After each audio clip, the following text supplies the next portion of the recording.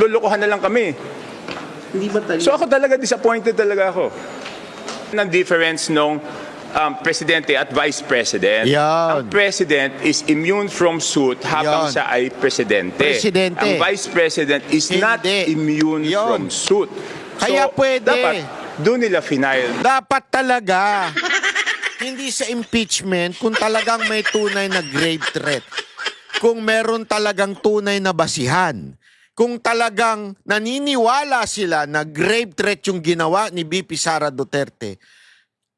Malaki yun. Malaking bagay yun.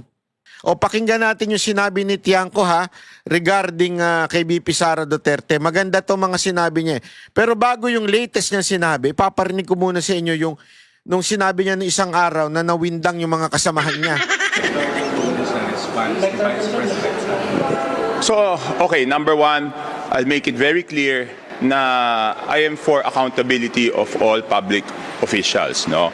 So, pero dapat natin siguraduhin na itong proseso ng impeachment kay VP Sara is really for accountability at hindi para maka-escape from accountability yung mga taong involved sa pinakamalaking scam, no, doon sa flood control project, no. Ay, grabe yun, So, para baga sinasabi niya, yung impeachment ay panakip butas doon sa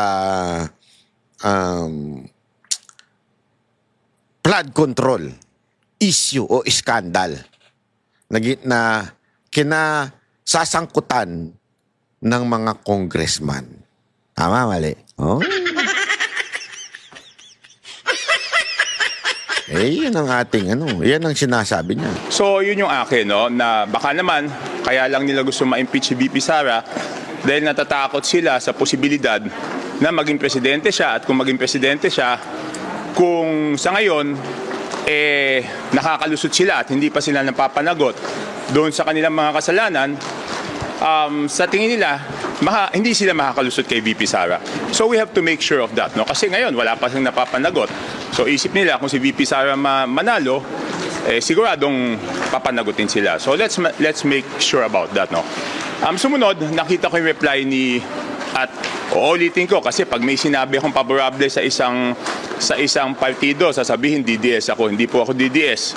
Gusto ko lang same standards, no? Kung ano po yung standards na ginawa namin doon sa pagsabi na insufficient in substance yung impeachment kay Pangulong Bongbong Marcos, dapat ganun din yung standards na ipapatupad dito kay VP Sara, no? Kasi yun ang accountability. Accountability means parehong standards. Hindi pa pwedeng magkaiba yung standards nung kay President Bongbong Marcos at kay VP Sara. And for the record, bumoto nga ako na insufficient in substance yung kay President Bongbong Marcos, no. Pangatlo, ito, trabaho to ng mga abogado, sa tingin ko, doon sa pag-file niya ng ad cautelam, anong tinawag na? Affidavit ad cautelam. Ad cautelam. Ano mo tamang pronouncement doon? Ad cautelam. O doon sa pag-file niya ng ad cautelam, ibig sabihin noon, she is not surrendering her rights to seek other remedies, no? So, mukhang, baka, no? Hindi ko alam kung anong plano nila kasi ad cautelam, baka questionin nila sa Supreme Court yung due process, tsaka yung base doon sa kaniyang reply, baka ang questionin doon is yung 1-year ban, yung due process, at yung kung parehong standards ba ang ginamit doon sa impeachment kay President Bongbong Marcos at tsaka sa kanya. So yun ang tingin kong mga posibilidad. Is it possible na baka pauwilan naman dito sa technicalities?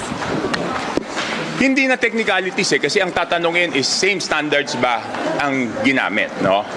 Okay, ito naman tingin ko lang, okay, isa-isahin natin yung mga accusations, no? Yung COA, hindi pa kasi final yung COA. Yun. Alam naman natin yung notice of disallowance, appealable yan. At kahit magkaroon ng finality doon sa COA, pwede pang appeal yan hanggang Supreme Court, no? So, yon. O baka sabihin na naman, dinidepensa ko, yung sa akin, totoo lang. Sige, sino magtututol sa akin at sabihin na final na yung decision ng COA? Hindi pa yung final, no? Ano pa ba yung isa? Yung grave threat. Kasi sabi nila siya daw mismo ang nagsabi nun sa video. So, matibay na credential. Ha? Sabi ni VP, wala daw kontrata. So, hindi daw considered the threat yun. Hindi, sa akin hindi yun eh. Sa akin, di ba yung grave threat is a criminal offense, di ba? So, dapat file nila sa Department of Justice. Di ba? Bakit di nila file? Who can say it's a grave threat? Kunyari ako, may nanakot sa akin. Pwede bang siya ang magsabi na grave threat yun? Di ba ako lang magsasabi if I was gravely threatened or not anyone else, di ba? Di ba sa criminal case ang magpa-file ng grave threats, kung sino yung... Kasi nga po, Tiangco, tandaan nyo to ha, pulahan ito. Dugong-dugo nito, Marcos. Ang problema kasi, ang sinasabi dito yung grave threat na yon, hindi naman yun. Sanang nagreklamo si Marcos o si Romualdez nag-file, 'di ba? Hindi. Oh. Wala nga. Tinakot. Di dapat kung sino yung tinakot, sila yung nag-file ng grave threats. Tsaka para sa akin sa DOJ yan eh. Because sasabihin lang, saan ba tatama yung grave threats? So ibig sabihin, betrayal of public trust? But more than the betrayal of public trust, the grave threats is a criminal offense, di ba? Bakit hindi siya panagutin criminally for that offense? Hindi, walang immunity. Ang may immunity from suit, yun na nga, buti sinabi mo, Bernard. Because yan ang difference. Yan ang difference nung presidente at vice president. Yan. Ang president is immune from suit habang Yan. siya ay presidente. Presidente. Ang vice president is not Hindi. immune Yan. from suit. Kaya pwede. Dapat, doon nila final. Dapat talaga. Hindi sa impeachment kung talagang may tunay na grave threat. Kung meron talagang tunay na basihan. Kung talagang naniniwala sila na grave threat yung ginawa ni VP Sara Duterte. Malaki yun. Malaking bagay yun. Kung talagang naniniwala sila, di sana sa korte nila kasi, again, wala pong immunity ang Vice President. Bakit hindi nila sa korte isinampa? Kasi hindi madrama. Kasi walang eksena at hindi masasalsal. 'Di ba? Ito'y pag-uusapang legal. Alam mo naman ito mga congressman, gusto lang nilang salsalin. Pangalawa, aside from gusto lang nilang salsalin, 'di ba meron niyang sinasabi yung mga ex-marines na bawat hearing may magkano ba yun? Mababa na ata ang 2 milyon o 5 milyon kada. 10 milyon yung nabanggit. So ibig sabihin, magkano kaya every nakikita natin sa telebisyon na nagsasalita ang mga congressman? Tangina, yan ang tawag na tubong lugaw, di ba? Tama ba? Tubong lugaw o puhunan ay laway. Di ba? Talagang paldong-paldo ang mga congressman natin ngayon, ha? Malupit. Paldong-paldo talaga. Sa DOJ, ano pa ba? Yung SALN, alam mo yung SALN, napaka-ipokrito naman ng Kongreso. Tama. Hindi pa nga rini-release yung SALN ng mga congressman. Nakuha niyo ba SALN? Ako rinelease ko. O di ba, yun nga ang stonewalling eh. Ayaw nilang i-release. Di ba kahit sa ombudsman, nagsabi si kung tama yung pagkatanda ko, medyo may sinabi si Ombudsman Boying Remulla doon kasi nga ayaw i-release ng Congress yung SALN ng mga congressman. So ano yun? I mean, that's the height of hypocrisy. Inaakusahan mo yung isang tao na may problema yung SALN, pero mga congressman, hindi ako kasi ako naglabas ako ng SALN, tumatago sa technicality. Meron ba naman yung SALN kailangan pang aprobahan sa plenaryo? Nakasulat nga sa SALN, doon nga pinirmahan mo yung SALN, kaya nga SALN yan. Dapat ilabas yan. So bakit ayaw ilabas yung SALN ng Congress, di ba? So sa akin, doon lang ko sa tama. I will not be swayed by those who are pro-BBM. I will not be swayed by those who are pro-Sara. Basta ako, kahit ano sabihin nila, gagawin ko kung ano yung sa tingin kong tama. Sir, yung sa threat lang, may video po eh. Si Vice Hindi sa akin nga, again. Saying that, may tinawagan na. Yes, okay, sa akin, Patayin mo. sa akin, Explicit. hindi, it's explicit. It's explicit. Like, you don't consider that a threat? No, if it's a threat, then whoever is threatened should be the one to file the case doon sa Department of Justice for grave threats, di ba? Yun ang sinasabi ko. Hindi siya impeachable offense. Impeachment, sir, is quasi-judicial. Hindi siya strictly criminal. Oo, pero Hindi criminal ang requirement. kung yung... Ng impeachment proceedings, hindi siya proof beyond Yes, pero kung yung mismong tinakot, hindi nag-file ba yung mga tinakot?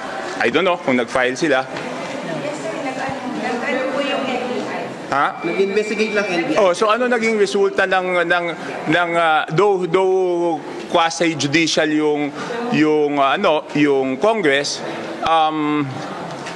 anong resulta ng investigasyon ng NBI? Dapat siguro ilabas nila, 'di ba? Kung, ano man sabi niyo dun sa parang threat ni na Puno et al. Na Hindi, okay, isa pa yung kay Madriaga. Kay Madriaga, wala namang ebidensya, 'di ba? 'Di ba ang sinasabi ko lang, kung nag-rule yung Committee on Justice na walang ebidensya doon sa kay President Bongbong Marcos, dapat same standards lang ang gamitin natin. Yun. Di ba? Alam mo, nagagalit talaga sila dito kay Tiangco kasi ito Maka Marcos ito Di ba? Marcos ito kamag-anak mismo ni BBM Oh. Kasi ang problema dito, we cannot okay, maging totoo tayo sa lahat ng sinasabi. Alam ko, madami ayaw kay VP Sara. Madami takot kay VP Sara na maging presidente. Pero we cannot impose our fear or our will on her kasi may bumoto sa kanya Di ba, hindi natin patakbuhin sa eleksyon? Tapos magdesisyon yung tao, di ba? Bakit natin i-impose yan, di ba? Kung do you think po ba itong impeachment case na to are all motivated kasi nga 32 million ang bumoto kay VP Sara and parang they're scared of that mandate na baka dumagdag pa or ma-retain yung mandate niya as president? No, for me, it's not that I sincerely believe that doon sa mga nag-file, I sincerely believe and respect na may mga nag-file doon out of principio, no? Naniniwala sila it's an impeachable offense. I respect that. Sino kaya yun? Rinespeto ko Parang yung wala grupo namang ng prinsipyo lahat Makabayan. Walang Rinespeto ko prinsipyo yan. yung grupo nila Kiko D na yun sa kanila prinsipyo. Wala. Di ba? Naniniwala ako prinsipyo nila yun. Wala. Pero yung mga kasamahan ko sa Congress, aminin natin Na wala kayong prinsipyo. Yung iba dyan, takot sila na maupo si Sara kasi Oo. mananagot sila. Yari Ngayon hindi sila. pa sila nananagot Di ba? Aminin natin yan. Di ba yung 18 Marines? Yung 18 Marines, di ba dati pag may sinabi ka tungkol sa Congress at hindi totoo, dinagalit yung mga congressman, pinatawag yung 18 Marines. Bakit ngayon takot silang patawag yung 18 Marines? Di ba? Hindi ko sinasabing lahat ng sinasabi ng 18 Marines ay totoo. Hindi ko sinasabing may sinasabi silang hindi totoo. Pero bakit hindi nila pinapatawag? Di ba? Kung, At alam ko, merong mga totoo doon. Yung iba, medyo hindi ko sure kung totoo, pero alam ko may mga totoo doon. So, mga totoo. ay pag sa tamang panahon. Yung. Sa tamang panahon. Kung mapapatawag ang 18 Marines po ba, ipatawag, would you be willing to testify to corroborate some of their... No, first of all, gusto kong sabi ko nga yung iba doon, totoo. Merong mga doon na hindi pa ako convinced na totoo yun. Di ba? Merong Bakit mga kaya? statements doon na hindi ako convinced na totoo. Naku. So, busy lang ngayon. Inaano ko lang kung alin yung alam kong totoo. Tapos sineseparate ko yung mga nahan doon na Depende sa siguro. tingin hindi ako kumbinsido. Depende siguro sa kwento. Malamang sa malamang, depende sa kwento. Kasi gano'n naman talaga minsan Pagkakas nadadamay na kaibigan mo, iba na kwento. Di ba? Di natin sure pero baka lang naman. Kayo naman mga kababayan. Tuloy. Na totoo, tapos saka ko pag-aralan during the break. Ngayon, yung totoo na nakita mo? Ano yun? Ay, hindi, tsaka ikaw naman. Titanong ko nga. But do you believe that Duterte daw yung nasa likod ng 18 pa rin? Hindi ko alam kung sino nasa likod eh. Ganun nga eh. Because sa akin, hindi ko tinitignan kung sino yung nasa likod eh. Sa akin, kung ano yung totoo, totoo yan kahit sino nasa likod. Kung hindi totoo, hindi yan totoo kahit sino nasa likod. Diba? Para sa akin, ganun lang kasimple. Yun. Ano yung kay Sec Puno? Ayun, sinabi kasi ni Secretary niya, ni Congressman Puno na... Ay, sorry. Sanay kasi ako siyang sa tawaging Sec Puno eh. na Kasi nade-delay daw yung mga projects daw ng mga congressman kasi daw na FLR daw yung mga budget na yung FLR daw sa DBM yung 2026 budget. hindi, totoo yun. Totoo yun. Naka-FLR. Sa district namin, FLR for for release for later release. So, big sabihin, hindi daw nabibigay. Yung sinabi nung Puno, si Congressman Puno, hindi daw nabibigay yung mga supposedly ipinangako sa kanila because of signing in the impeachment. Grabe, no? Pera-pera lang talaga itong mga animal na to, no? as of 2 weeks ago, wala pang na-award. At ang sabi, ipabid short of award. Ibig sabihin, talagang walang saro. No? But I've never complained about that because sa akin, kung ano yung prosesong dapat pagdaanan para hindi na maulit yung mga anomalya noong nakaraan at kailangan ipatupad ng pantay-pantay sa buong Pilipinas kahit doon sa mga lugar na walang problema, okay sa akin yan. No? Walang problema eh. Kasi ang pinaka-importante, wag na maulit yung mga problema nung nakaraan. So kahit yung mga distrito na wala namang problema, na-delay, wala tayong magagawa eh. If it's, kung yan ang kailangan nating pagdaanan. Pero kung kasi yung grupo ni na Congressman Puno, yung AUP, parang they're threatening to bolt out of the majority kasi nga raw, parang hindi lang nagagawa ni Speaker yung kanyang ginagawa to mollify the Congress, especially nga sa mga delay sa budget. What's your take on it? I am, ibig sabihin, kakalas sila sa majority Possibly. because of the isa-isa na may nasabi siya doon na yung mga dapat inaasikaso sila ay inuna yung sarili, di ba? Nakita ko yun. Totoo naman yun, di ba? Yung part na yun, totoo naman yun. Next, ano yung isa? Saka, well, yung parang hindi raw, hindi nila na-feel yung leadership ni Speaker Bosch. Ako kaibigan ko si Boji, napakabait niya. Pero, pasensya na speaker, hindi rin ako masaya dahil lahat ng mga nandun sa previous speaker, yung pa rin na nakapaligid sa kanya. Yeah. Isa lang ang nadala niya, si SDS Dinan. So how can he make the reforms that he wants to do Yan. kung wala naman siyang nadala? Di ba? Sinabi ko na yan before. Na dapat bigyan siya ng free hand na reorganize yung house. Sa kahit anong organisasyon, kahit ikaw presidente ng kumpanya, pag ikaw lang dinala doon, wala. Di ba? Gusto ni Red tong tanong na to, sir. Ha? Lahat ng tao ni former speaker yung nakapaligid at hindi lang yun masakit. Kahit yung mga staff ni former speaker na involved doon sa mga kalokohan, hindi ko naman bite rinihire ulit dito sa house. Di ba? Parang Grabe, no? Grabe. Di ba yan yung sinasabi natin noon eh. Sinasabi ng mga tao yan na talagang same people, same pa rin. Walang pinagbago. Yung mga nasa paligid ni Speaker D, same pa rin. Sino? Pinalitan lang yung speaker, pero ang nasa paligid same pa rin, yung kay Speaker Romualdez dati. Alam mo kung ano ibig sabihin nun, ladies and gentlemen? Ang ibig lamang pong sabihin nun, mukhang tama yung sinasabi nila na si Sandro talaga ang tunay na pumipihit sa kamera. Kung anong sabihin ni Sandro, yun talaga ang nasusunod. Diba? Dito pa lang, napapatunayan natin, same pa rin eh. Parang yung mukha lang ang pinapalitan at saka para hindi lang sobrang kapal ng mukha, same pa rin ang tumatakbong leadership. lulukuhan na lang kami. Hindi ba tayo? So ako talaga disappointed talaga ako. Sir, itong tanong na to, Itong tanong na to, gusto ni Red, So, naglulukuhan na lang. gusto ni Red na to. Yung FLR na yan, release ba yan bago magbotohan sa plenary sa impeachment? Napaganda ng tanong mo. Kasi sa mga, hindi ko alam kung sa mga malalalim umisip katulad mo, sa malalalim umisip katulad ni Bernard, yan ang posibleng gawin, no? Talagang posible na pag hindi ka bumoto, yung FLR mo never nang ma-release.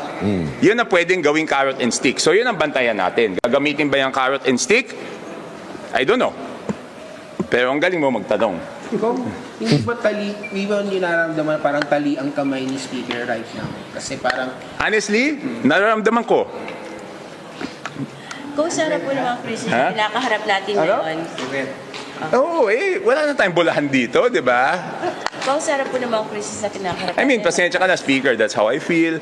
I've been supportive. Sinasabi ko nga, dapat mas madami kang ma-reorganize mo. Pero ang tagal na eh. Tagal na natin naghintay eh. Ilang buwan Kung, pa lang, September, Ha? March, ilang buwan pa lang. Kaya break na ulit eh. Kung sa tingin niyo ba dapat na magkaroon po ng hearing after, kahit naka-recess ang Justice Committee kasi parang i-request yata iyon para dito sa impeachment ni VP Sara. Sa harap po ng... Okay. Doon naman, ako gusto ko tapusin, kung ano man yan, tapusin na natin. Kung kailangan mag-extend ng ilang araw, pagbotohan na natin yan because dapat ang asikasuhin natin ay yung crisis. Hindi pa pwedeng manatiling matagal yung usapan dyan because may mas malaking problema yung ating mga kababayan, di ba? Alam mo, ang problema dito, ayokong isipin ng ating mga kababayan, yung mga politiko habang naghihirap sila ay iniintindi yung away politika nila, di ba? Parang it's the VP against the House or whoever, di ba? So tapusin na natin to ng lalong mas mabilis para i-concentrate natin doon sa mas matindi nating Hirap na hirap ako dun sa para. Hirap na hirap ako dun. Ba't ganun? Social to si Sir eh. Si Congressman eh. problema.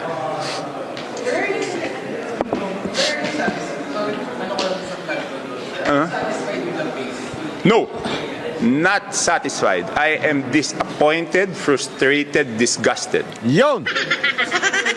Yari kayo.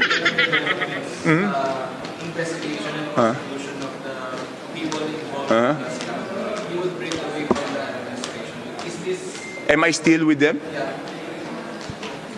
Wala naman akong tinanggap na committee, di ba? Wala naman akong tinanggap eh. Sabi ko nga, alam mo, lahat naman ng stand ko dito is, basta hindi ako masisway ng pro-BBM, hindi ako masisway ng pro-DDS, hindi ako masisway ng kahit sino. Basta kung ano yung Kakampuet? O tanso? Diretso mo na, kakampuet, tanso o DDS? tingin kong tama, yun ang gagawin ko.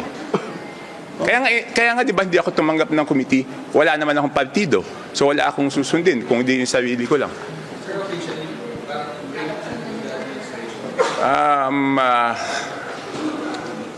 Basta kung ano yung tama, susuportahan ko, di ba? I mean, hindi natutungkol sa politika eh. It's about what I have to do na para maging maayos, hindi lang yung crisis, kung hindi lahat ng bagay, no? Number one, di ba, nag-file naman ako nung exemption sa VAT, di ba? Nung proposal. Kaya lang, ang decision nila is excise tax. So kung yun lang muna kayang ibigay, sinusuportahan ko. Pero later on naman, kung tumaas yung crudo, sana naman i-consider din yung VAT. Ang problema ko kasi sa VAT is tumataas yung koleksyon ng gobyerno habang naghihirap yung tao. Eto, maganda rin itong hindi, tama, okay na pala yun. To be continue na ho ito. Anyway, ayan na nga po mismong kakampi na nila, alam mo, ang hindi ko mag-gets kasi, bakit yung mga media, bakit yung ilang mga tatanga-tangang tanso, pinklawan, mga teroristang makakaliwa, patuloy na ipinipilit itong impeachment kahit meron na tayong napakamatinding krisis na pinagdadaanan. Alam mo, matindi itong krisis yung sa gera. Hindi ho ito biro. Alam mo ang Japan, nakita ko sa news sa Japan ha, naghahanda na sila sa isang matinding gera. Tayo, naghahanda sa impeachment.